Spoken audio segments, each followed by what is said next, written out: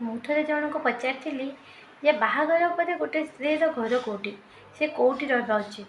ମୋତେ ଜଣେ ବାପା କହିଥିଲେ ବାହାଘର ପରେ ଗୋଟେ ସ୍ତ୍ରୀର ଘର ହେଉଛି ତା ସ୍ୱାମୀ ଘର, ଯେଉଁଠି ତା ସ୍ୱାମୀ ରହେ। ବରଂ ସେ ଗଛ ତଳେ ରହୁଥାଉ, କିନ୍ତୁ ସେ ସେଇଠି ହିଁ ରହିବା ଦରକାର।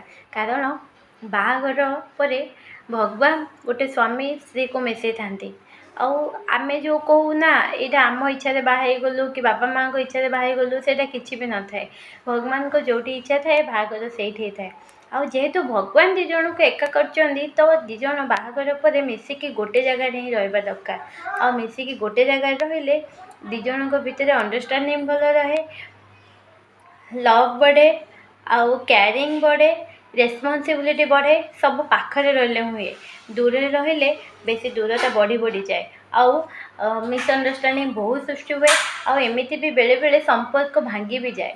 ସେଥିପାଇଁ ଝିଅମାନଙ୍କୁ ମୋର ଗୋଟେ ଅନୁରୋଧ, ଯେଉଁମାନେ ନିଜ କ୍ୟାରିୟର ପଛରେ ଗୋଡ଼ାନ୍ତି ସେମାନେ ପ୍ରଥମେ ଏକରେ ହେଲେ ତ ବାହା ହେବେନି, ଆଉ ଦୁଇରେ ଯଦି ବାହା ହେଉଛନ୍ତି, ବାହା ହେଲା ପରେ ପ୍ରଥମେ ଫାର୍ଷ୍ଟ ପ୍ରାୟୋରିଟି ନିଜ ସ୍ୱାମୀକୁ ଦିଅନ୍ତୁ।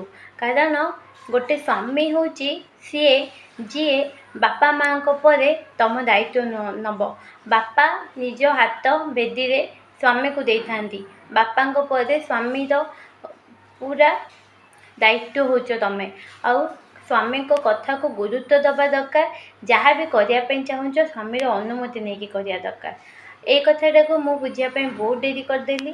ଆଉ ଏବେ ବୁଝୁଛି, ଏବେ ମୁଁ ଅନୁଭବ କରୁଛି ଯେ ଦୁନିଆରେ ବାପା ମାଆଙ୍କ ପରେ ଯଦି କିଏ ନିଜର ଥାଏ, ସେ ହେଉଛି ତୁମ ସ୍ୱାମୀ।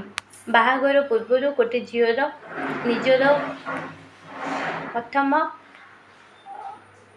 ଥାଏ ବାପା ମା, ଭାଇ ଭଉଣୀ। ବାହାଘର ପରେ ଝିଅ ପାଇଁ ପ୍ରଥମ ହେଉଛି ତା ସ୍ୱାମୀ, ଆଉ ଦ୍ୱିତୀୟରେ ଆସୁଛନ୍ତି ତା ବାପା ମା। କାରଣ ଯେତେବେଳେ ତୁମ ଦେହ ଖରାପ ହେବ, ସେତେବେଳେ ତୁମ ପାଖରେ ତୁମ ସ୍ୱାମୀ ହିଁ ରହିବ। ସ୍ୱାମୀ ପରେ ତାପରେ ଆସିବେ ବାପା ମା। ଆଉ ବାକି ଯାହା ସବୁ ସମ୍ପର୍କ ଅଛି ସେଇଟା ତାପରେ ଆସିବେ, ହୁଏତ ନ ବି ଆସିପାରନ୍ତି। ତେଣୁ ସ୍ୱାମୀ ସ୍ତ୍ରୀଙ୍କ ସମ୍ପର୍କ ଏମିତି ଯେ ଦିହେଁ ଦୁହିଁଙ୍କର ସୁଖ ଦୁଃଖ ହସ ଖୁସି ସବୁଥିରେ ସାଙ୍ଗରେ ରୁହନ୍ତି।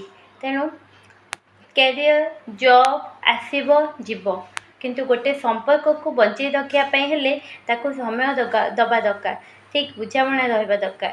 ଆଉ ଜଣେ ଆଉ ଜଣକୁ ବୁଝିବା ଦରକାର। ସେଇଥିପାଇଁ ପାଖରେ ରହିବା ନିହାତି ଦରକାର।